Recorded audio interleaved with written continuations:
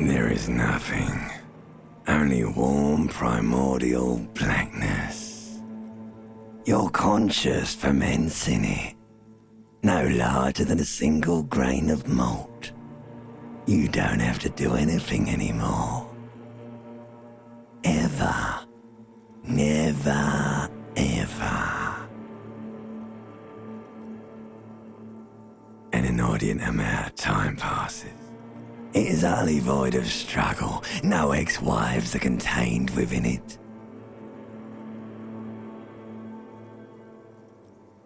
An awareness creeps up on you.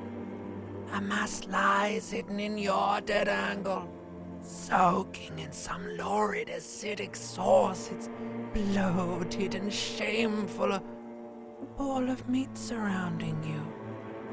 This is a terrible line of questioning, and it will only lead to more awareness of the meat thing. Ex-love, ex-tenderness. It is foolish of you to resurface to the loss. Not after all the damage you suffered to get here. Some of it irreversible. Stay. Sail with me through the abyss of pelagic zone.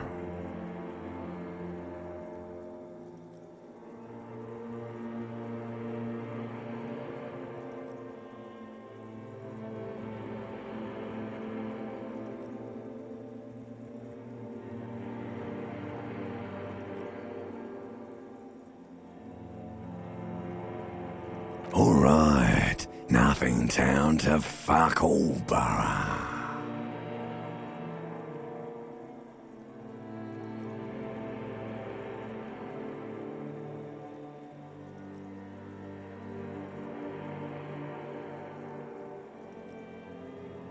Not you. Your days of giving a shit and being that type of animal are over.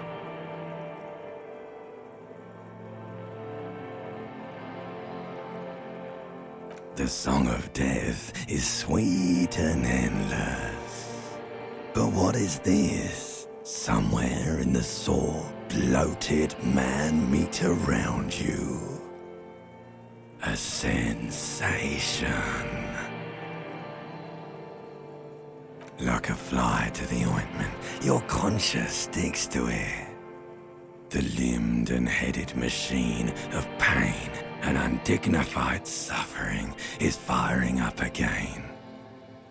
It wants to walk the desert, hurting, longing, dancing to disco music.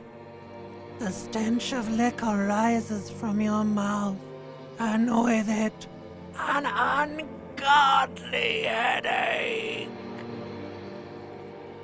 A fiery streak penetrates your skull, trying to force your eyes open. It's a sound, a clarion call from hell. Somehow, you know what it is. A caprice to name a motor carriage.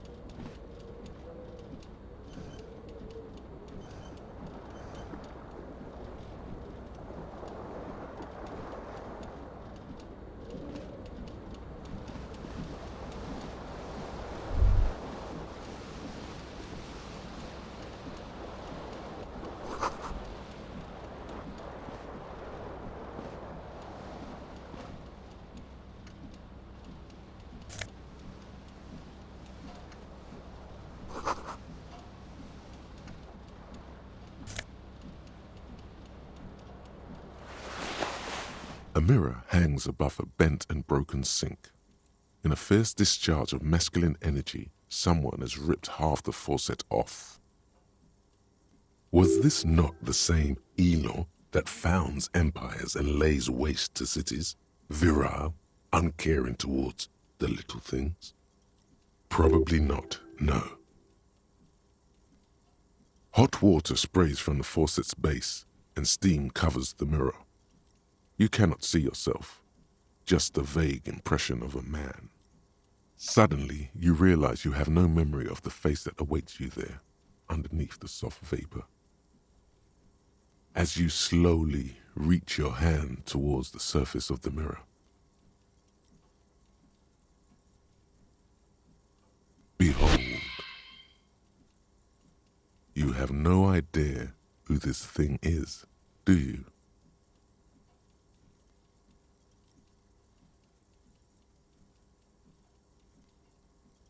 Too late. You clearly have rigor mortis on your face. Or wait, is that an expression? Are you trying to make an expression with that face? Why? Please stop. It's horrible. You're scaring yourself. You can't, can you? It's like it's not even voluntary anymore. You have worn that grin into your face, and now it won't come off. What does it even mean? What is the emotion you're trying to convey?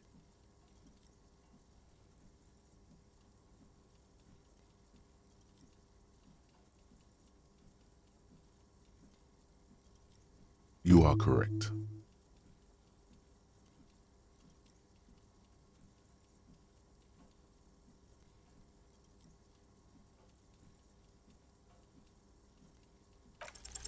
It belongs in the new, the third decade of the current century.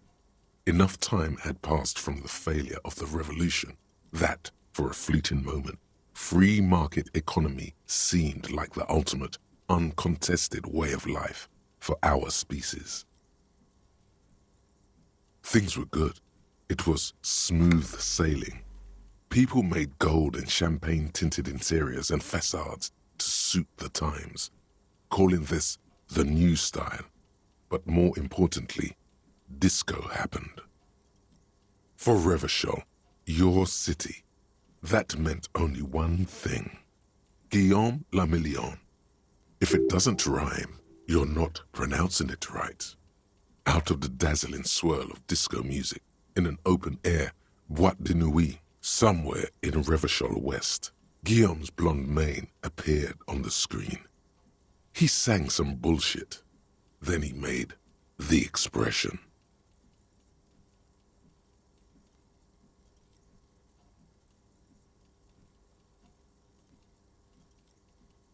The click is used to spur on a horse. It also features heavily in Guillaume le Million's regional mega hit, Don't Worry, Your Pretty Little Head.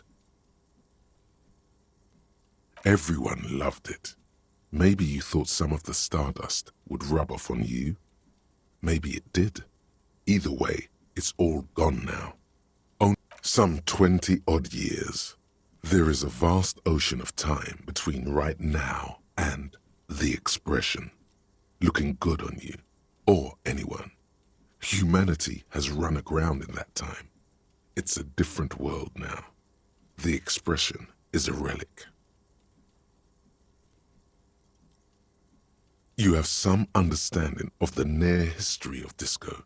The rest is darkness, aside from the useless fact that the motor carriage outside was a caprice cinema. It doesn't have to be. You can swoon over Guillaume and his champagne-corked smile whenever you want to. Maybe some of the stardust will return.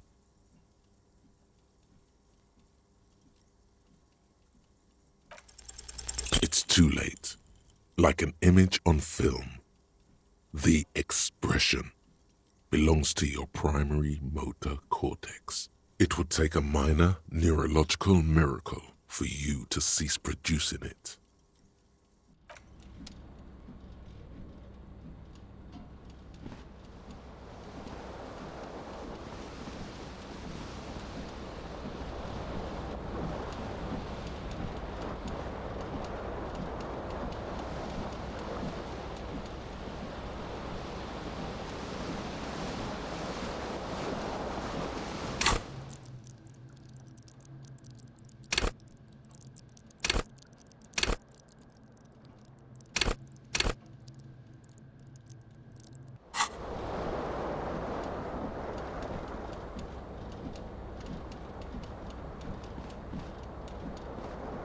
This fan has two chain pull switches.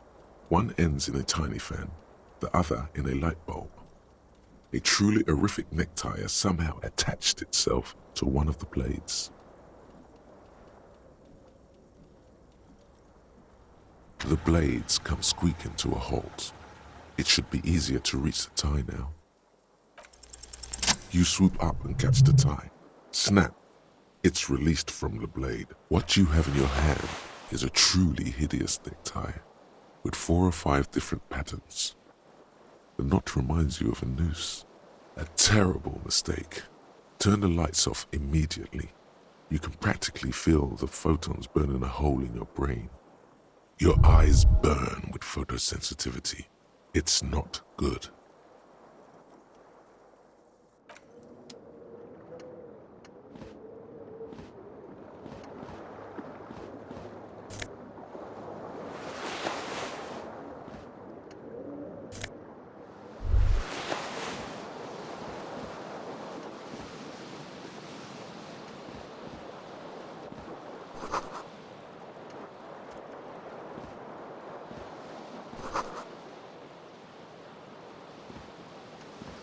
You hear a jingle. Keys are clinking in the pocket of your flare-cut pants. It says, "Whirling in rags," on the aluminium key ring. There is a single key on the ring. The number 1 is etched on it. It should open the door. The Whirling in Rags is a hostel cafeteria on the urban coast, frequented by dock workers.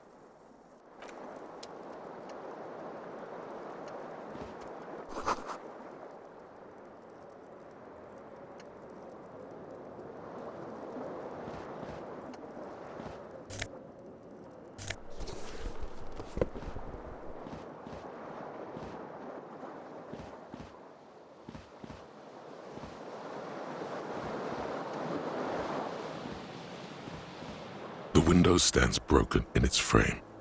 Cold wind blows in. The shards face outward. Whatever broke this window came from the inside. A fine web of scarring covers the back of your right hand, but none of it is recent. More likely a projectile than a held object. There are no fragments on the floor from pulling a tool back in after impact. It is too large for a bullet, yet too small for a piece of furniture. You're looking for something heavy and larger than your fist. The single green shoe you found fits the hole almost as well as your foot. It would have also been heavy enough if thrown with force. Congratulations, you smashed the window with your own shoe. Now you only have one. If you're lucky, you could still find the other one on the balcony outside. The door to it should be outside your room. The cool wind gushes in. Your toes curl up from the cold.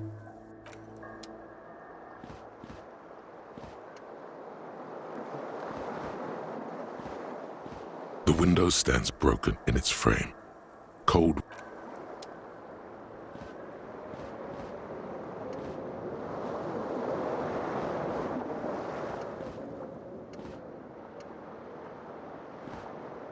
The fan stands still. The lights are off again. The switch must be broken because nothing happens. The air in the room, the switch must be broken.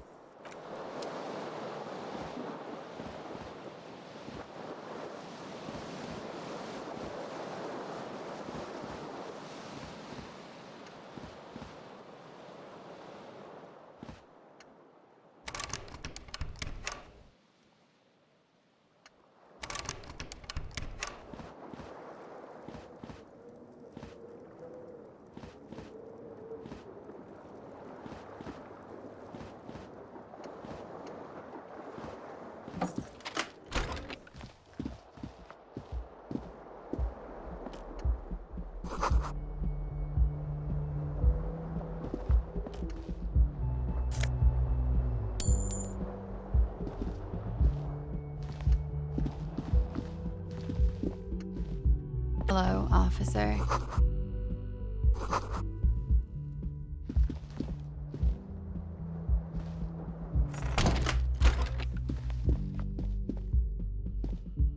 young woman raises a cigarette to her lips. Her eyes are brown and her face is speckled with birthmarks. She can't be more than 28. A silver jumpsuit falls off her like scale armor, sparkling.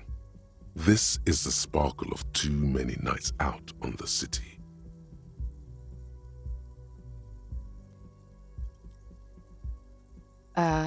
No.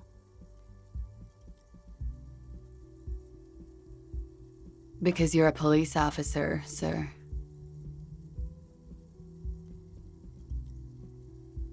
I'm not, unless you've been shitting us all this time. You've been here for 3 days, on official police business, no less. Couldn't say. In truth, so far, mostly drinking. You have no doubt about the drinking, but do you strike yourself as a tight-lipped drunk? She must have heard something.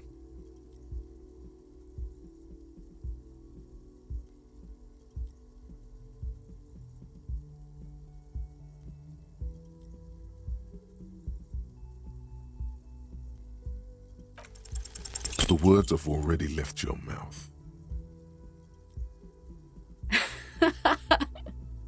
What was that? That's not even how words are used. What did you say? Come on. No. You see, that's not what you said. You said... Come on, man. Pretty, please.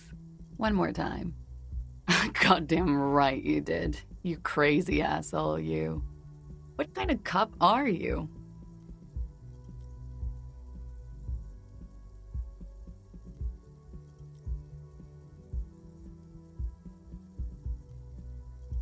Okay, that's cool. Or if I can just maybe ask you to elaborate on that superstardom a tiny bit. I have certainly been entertained. Thank you. Whatever you are, you should stick to it. Otherwise, it's gonna suck for you later when you have to interrogate me.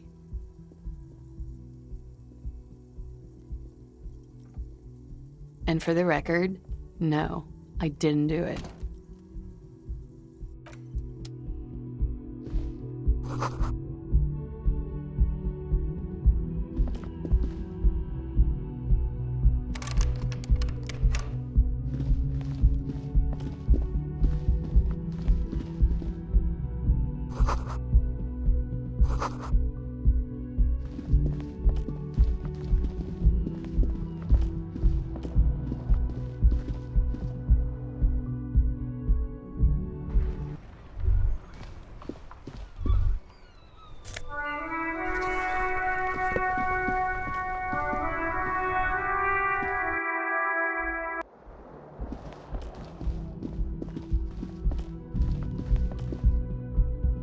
The door is closed. There is no answer.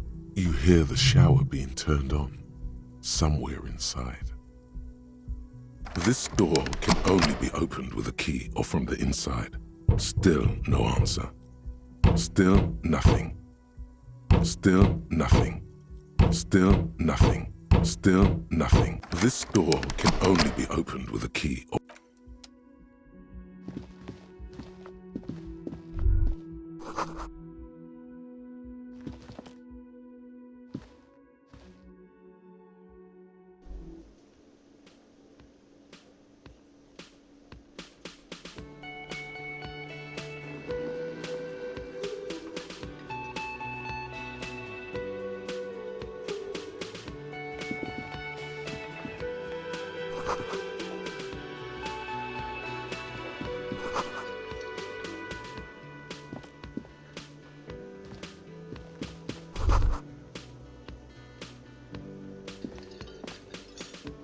A man in his late 20s stands behind the counter, inspecting a stuffed seabird. As you approach, he gives you a sideways glance, then looks down again. Everything is cool between you and this guy. He's a big fan. Make some small talk. A competent work of taxidermy. The white and brown seabird lies among piles of coasters and drying mugs. One of its wings broken, The man is trying to mend it. Looks like the bird was ripped off the shield that was used to mount it, most likely on a wall. This is the Great Skua. The seabird is the symbol for the discovery of the Insulindian Isola, the part of the world you are in right now. The small steel tag says as much. The Great Skua.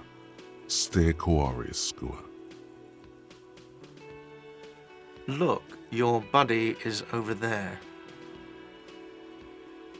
Why don't you go and talk to him, okay? He pretends not to hear you, concentrating on the bird instead. A competent work of taxidermy. Looks like the bird was ripped off. This is the Great Skua. The small steel tag says as much. Look, your buddy, why don't you go and talk to him, okay? He pretends not to hear you. A competent. Looks like this is the Great. The small steel tag says. Look, why don't you... He pretends not to hear you. No, I'm not the bartender. I'm the cafeteria manager. He's very animated all of a sudden. This seems like a touchy subject. That period of my life is over. Not everyone who stands behind a counter is a bartender, okay? I'm the cafeteria manager. Mm-hmm. A competent work. Looks like this is the small steel tags. Look, your buddy. Why don't you go and... He pretends not to hear.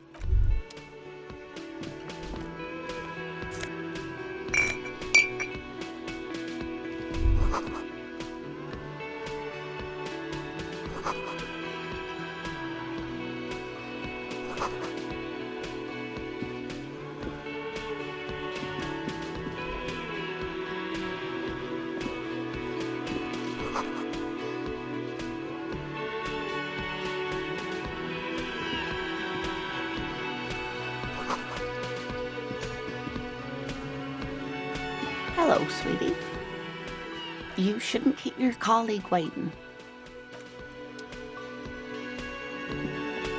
A bespectacled man in an orange bomber jacket is tapping his foot on the floor. Looks like he's waiting for someone. As you approach, he narrows his eyes and extends his hand in greeting. On the sleeve of his bomber jacket, as well as on its back, are the same enigmatic white rectangles as on your blazer.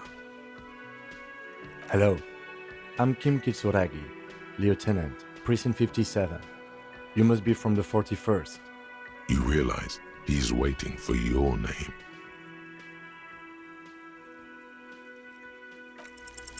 Concentration makes you squint your eyes. Your name should be deep gold and orange, like a forest fire looming on the horizon, but mixed with the stench of liquor rising from your breath.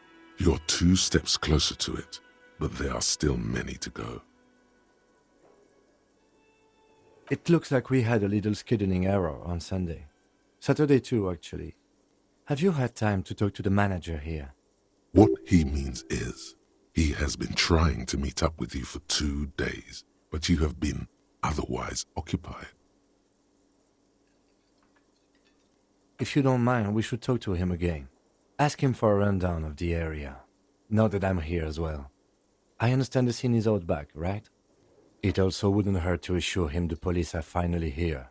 In full force, I mean. Have you mapped out the initial interviews?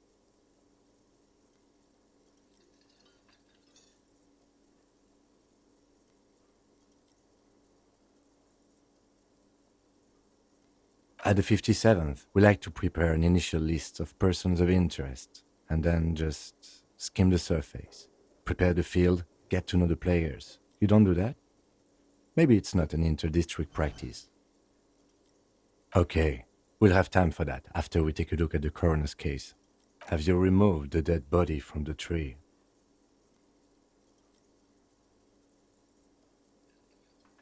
Does that mean the body is no longer in the tree? So, the body is still in the tree, where it has been hanging for 7 days straight. We should go there as soon as we are done talking to the owner.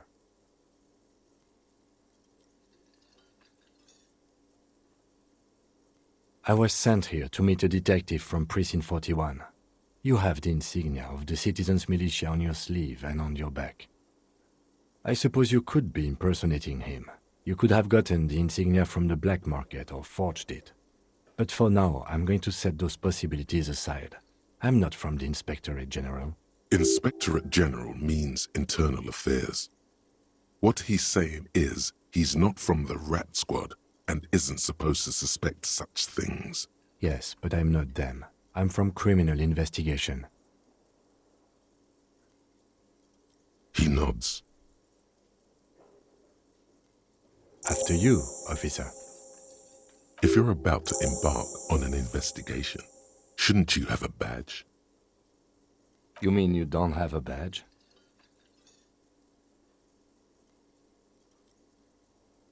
Losing your identification card is a serious matter. My vehicle has a shortwave. You can use it to report your badge missing. I advise... Lieutenant Kitsuragi is now in your party. You can talk to him whenever by interacting with him.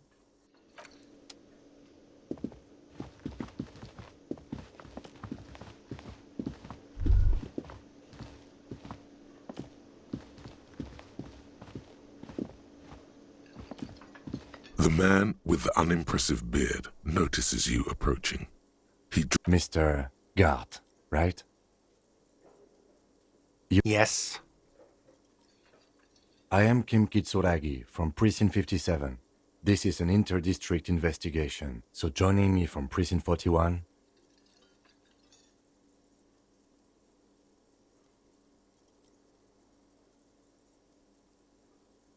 Are you kidding me?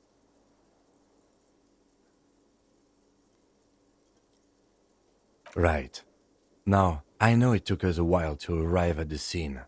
It also took you a while to call us and report the dead body. It was you who placed the call, yes? No, I only just got here. It was probably Sylvie who called you. She usually works the bar here. I'm only temporarily taking over her duties. Do you have her number? As a matter of fact, I do. This sounds like something you can use to call this Sylvie later. You said you just got here. From where?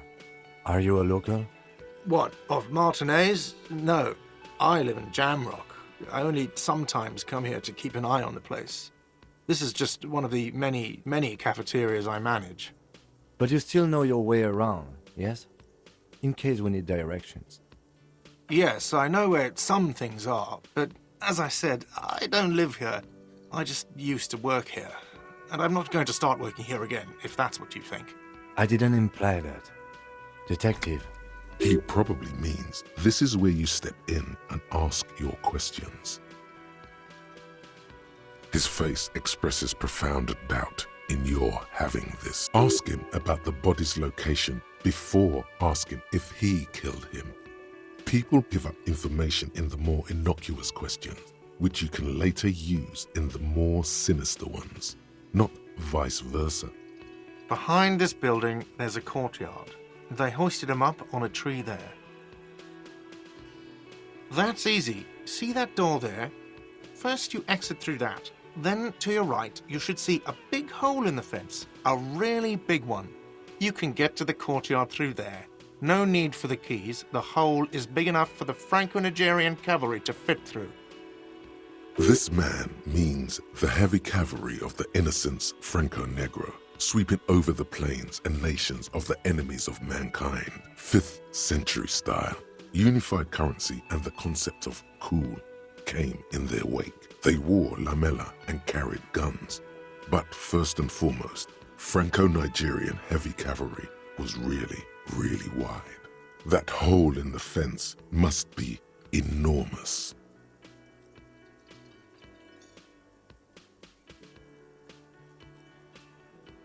She went away because none of your business. Have they not been telling you you're a cop? Okay, you got me. She went away because of the dead body out back. And because I asked for her number. That's why Sylvie went away. I hope you appreciate that. Thank you.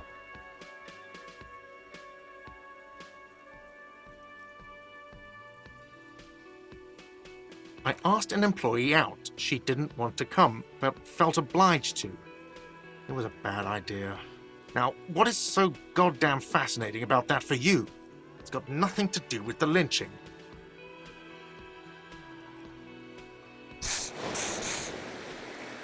Good for you.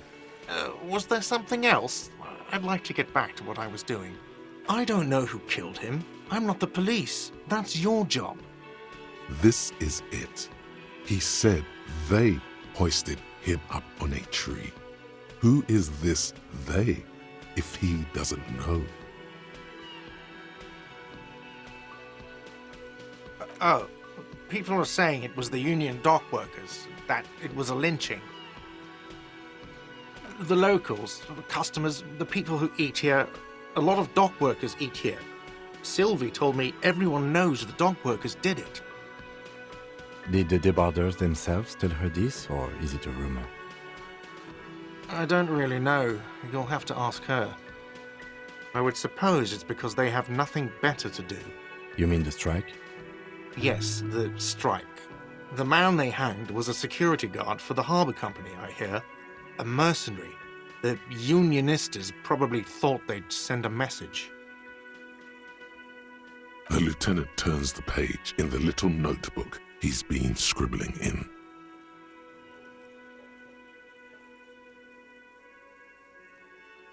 I don't know who killed him. This is it. He said they... What are you, crazy? Of course I didn't kill him. The lieutenant turns the page. Let's go. Not so fast. You owe me 130 real.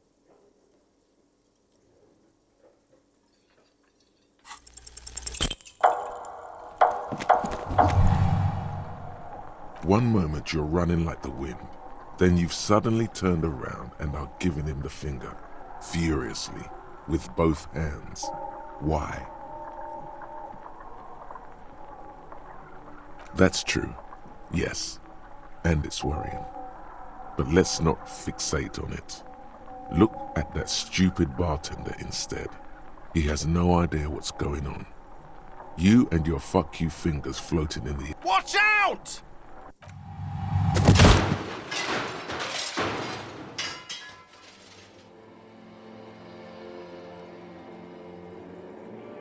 Everything goes dark. Back so soon.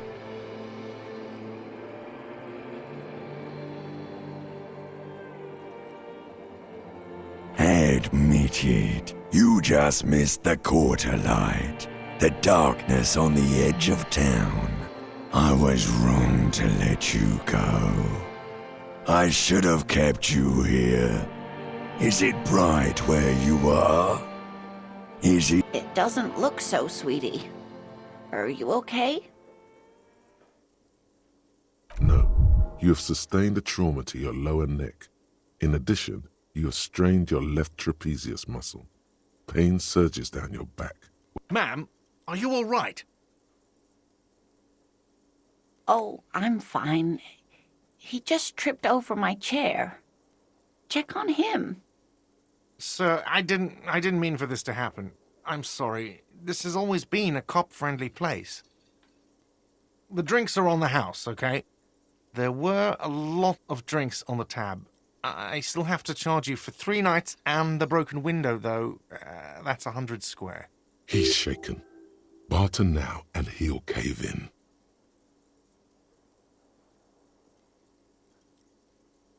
Okay, fine. I'll take it off your bill. Sleep in a post-apocalyptic hellhole if you want to. Just know I won't give you another room. Don't thank me yet. You still owe me 60 real for 3 nights stay. If you don't have it by tonight, I just can't let... And for God's sake, watch out for yourself.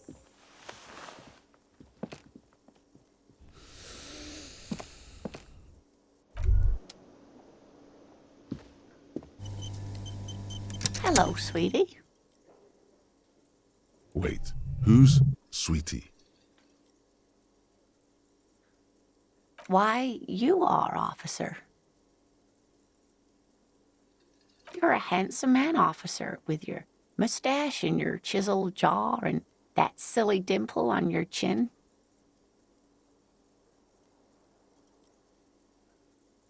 You must forgive me. I'm getting so scatterbrained. I completely forgot to introduce myself. I'm Lena. My husband Morel and I are staying with our friend Gary just down the street, but I come here for tea when they're away. This Lena is wacky enough for the motley crew. Hire her on the spot.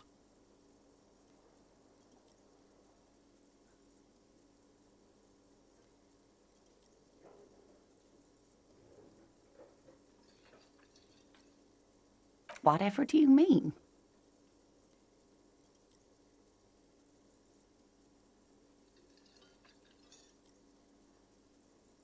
Sequence killers? Oh my. But I think you already have a partner, sweetie. A partner who'll need you to help him get a corpse down from a tree.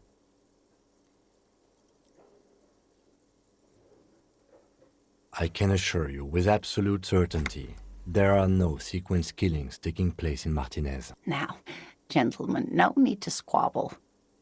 I wouldn't be of much use to you anyway, sweetie. Thank you, but Martinez isn't the most wheelchair accessible. Perhaps another time.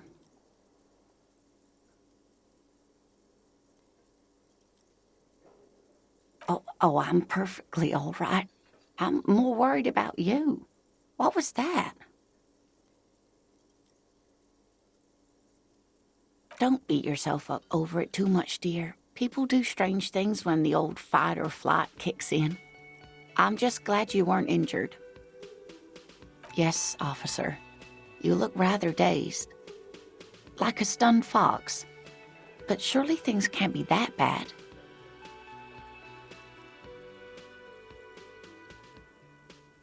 Oh my. You know where we are, right?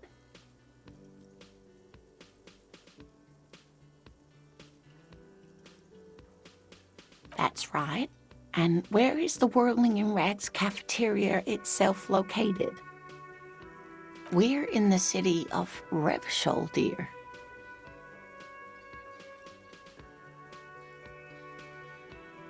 The new disco dancing. It seems like a lifetime ago. Much has changed, but it is still the most beautiful city in the world. A rare jewel set in the sand between the pines. Everyone says so, even foreigners.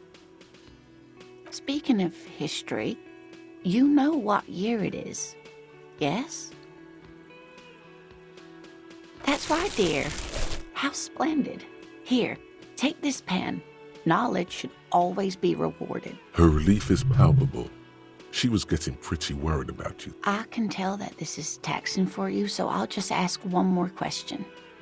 What regime are we living under? What mode of government?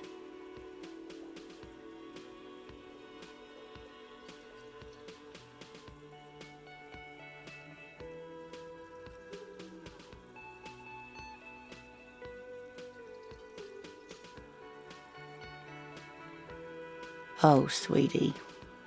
It's really not. There used to be people who thought that way. Other people who wanted those things, but they all went extinct. Revachol is a zone of control led by an alliance of foreign powers called the Coalition. We have almost no government of our own, and certainly no dictatorship of the proletariat. But they still have cops.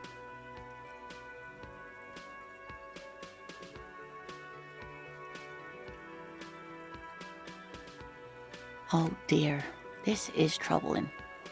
You really ought to know that, being one yourself. There aren't any cops in Revachol, not in the traditional sense. The status of law enforcement has been a complicated matter since the revolution. But we should stop for today, sweetie. You look like you need a break. Besides, I'm not the best person to explain the big things to anyone. She's scared now. She's realized you really are brain damaged.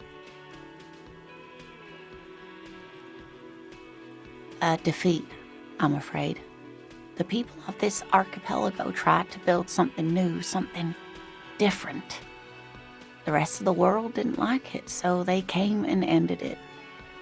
This was 42 years ago. It has something to do with everything. I really don't know how to explain it better. You didn't do too well, dear. You really only knew what year it is. It does look like you're having trouble remembering things. History and places. Reality, in a word. It's very odd. A sigh. The lieutenant buries his nose in his notebook. But maybe a fresh set of eyes is what the world needs. And while I'm no doctor, such bouts of amnesia are often temporary, so I wouldn't worry too much. Someone more educated in sweeping matters. Maybe you should ask. No, I'm not an encyclopedia. I won't be a guide either. I'm a detective. Of course. Then I don't know. Someone rich, maybe? Wealthy people are educated. Though I don't know where you would find a wealthy person in Martinez. That's a good point. This doesn't look like Rich Central. Oh, sweetie, I heard your conversation with the manager about your financial troubles. When do you get your next paycheck?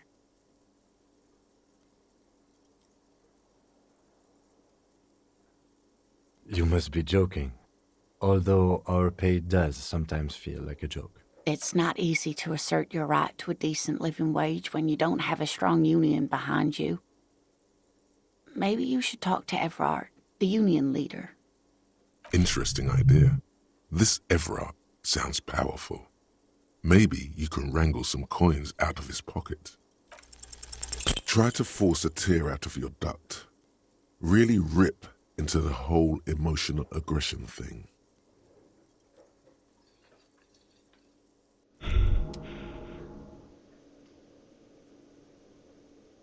Despair creeps into you, getting fat on your weakness. You're still coming up with sentences. That's a step up from total annihilation, right?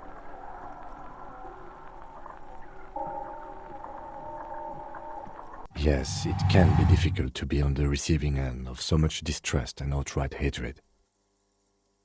Nothing you can say would make you feel any better now. Cop gives up the detective genre to social realism. Another police officer resigned from the RCM following a nervous breakdown. He now lives under a bridge, drinking and occasionally throwing excrement at passers-by, shouting, "I never loved that woman." When asked to comment, former colleagues objected to the theory that his psychological disintegration was precipitated by his wife leaving him. "It's because the Furrows lost that match," said Captain Ptolemy Price, once the man's superior officer. "It's because he couldn't get a big gun from acquisitions, and anyway, police work really burns you out after a while," Satellite Officer Jean Vitmer, the deranged former cop's partner, commented. Sergeant Mac Torson, another former colleague, did not propose any theories, merely saying, "Whatever happened to him wasn't about birds. He got fucked, that's all."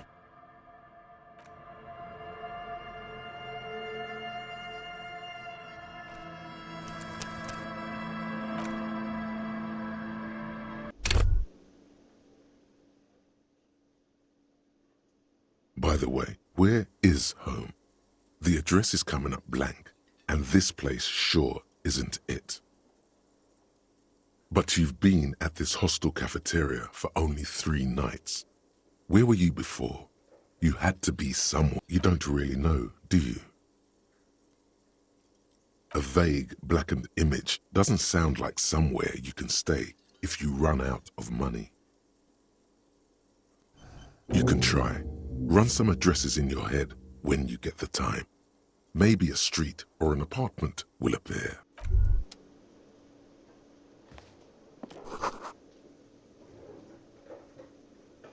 There they both are. 2 identical shoes, both copiously green and like 2 baby crocodiles. It's pretty clear a normal cop is not what you are. Good, they're balanced, comfy. Feels like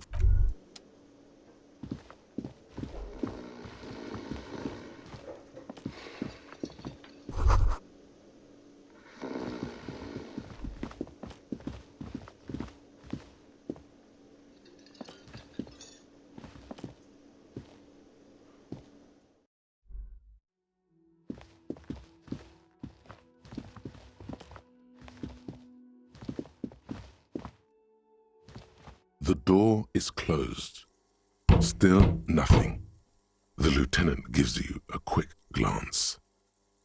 This door can only be opened with a key or from the...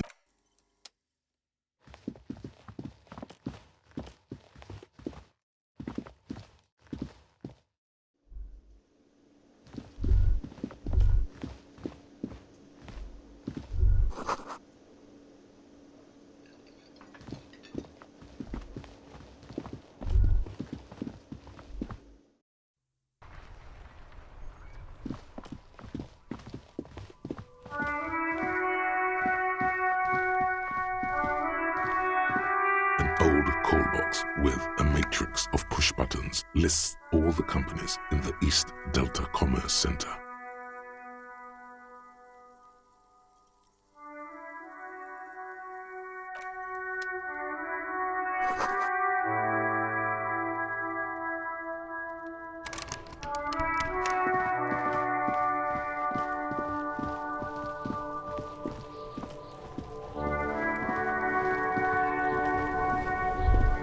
Kuno's got this! If there ever was such a thing as an ugly kid, then this is it. He's almost exquisite in his ugliness, like a gremlin. Oh yeah, nappa comfy,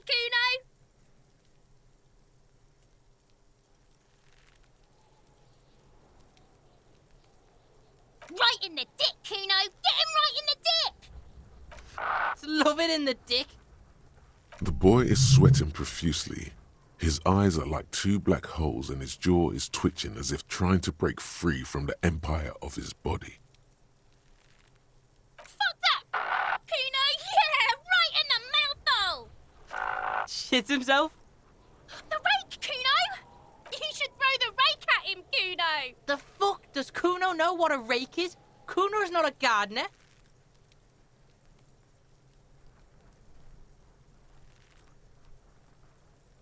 The fuck are you talking about?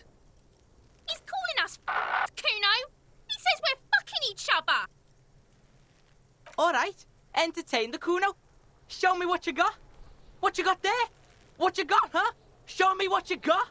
The kid moves his hands like a basketball player dribbling fast. Irregular speech patterns, overconfidence. Could this kid be on drugs? This warrants further investigation into this Kuno. Right, pig. This is where Kuno plays with his little wooden choo-choo. Fuck do you want with it? Yeah, whatever. Kuno doesn't give a shit. Kuno's Kuno, pig? It's always Kuno, never I. Clearly the kid's using the third-person perspective as a shield.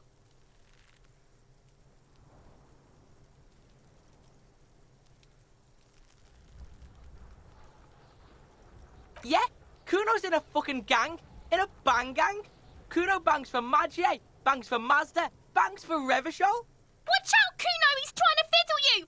He's gonna put his hands on you!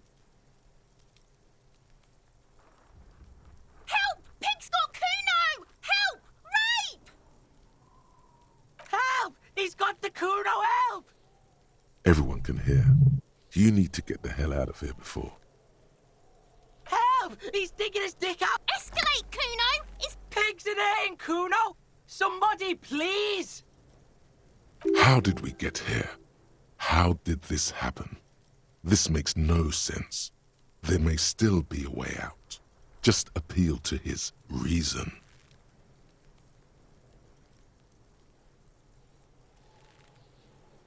Fucking logical! Help! The logical pig is fiddling.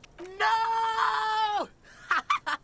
The nearly psychopathic way they could slip in and out of the act implies you're not the first victim. Help! Misters, help! He's flashing Kuno. He's showing his genitals. If you don't... No! The nearly psychopathic way they could slip in and out. No one? Kuno's doing this because he likes it, pig. help! The pig's gagging him! Kuno can't speak!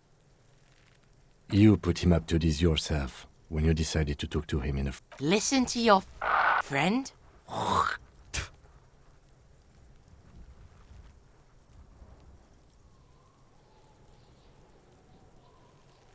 Kuno owns the fat ass. Help! The RCM is trying to fuck Kuno!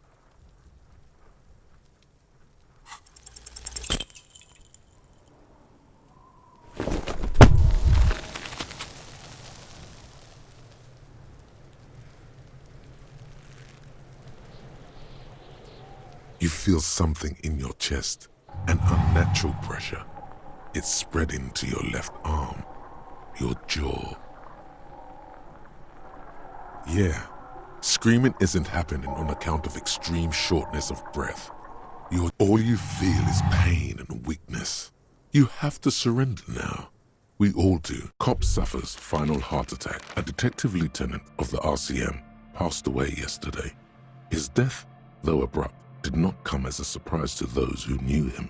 He was the heaviest drinker I'd ever met. Captain Ptolemy Price, the deceased superior officer, commented.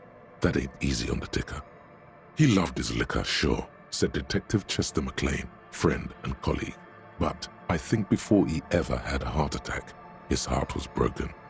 According to an official statement given by the RCM, the officer was on the brink of solving a murder case.